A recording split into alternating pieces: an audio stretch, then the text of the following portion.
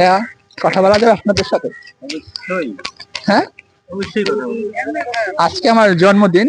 তো জন্মদিনে সারাদিন কিছু খাওয়া হয় নাই, শুধুমাত্র ঘুরতেছি। এখন কোনো পাবলিক মানি দিচ্ছে না। এখন আপনারা যদি সহৃদয়বান হয়ে আমাদের কিছু দিতেন। এই যে বাদাম খান? বাদাম ছাড়া তো অন্য কিছু আছে, টাকা দিতে পারেন। যদি কিছু দিতেন তাহলে। না, আপনি তো ভাই টাকা দিয়ে কি করবেন? আমরা বাদাম খাচ্ছি, বাদামটা আপনার জন্মদিন উপলক্ষে খাওয়ানো উচিত। তো এখানে টাকা তো ওকে, আমরা কিন্তু একটা ভাইয়ার কাছ থেকে বাদাম নিয়ে নিলাম, আপনারা দেখছেন। আপনি কি জি। বলতে চান?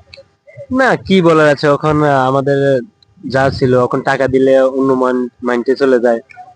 যদি বাড়ি ঘর দুয়ার ভাঙা যেত তাইলে অবশ্যই টাকা দিতে হ্যাঁ। না, বর্তমানে আমার বাড়িঘর ভাঙাচোরাই বলতে পারেন। তো এখন এই জন্য আছি আপনাদের সাথে।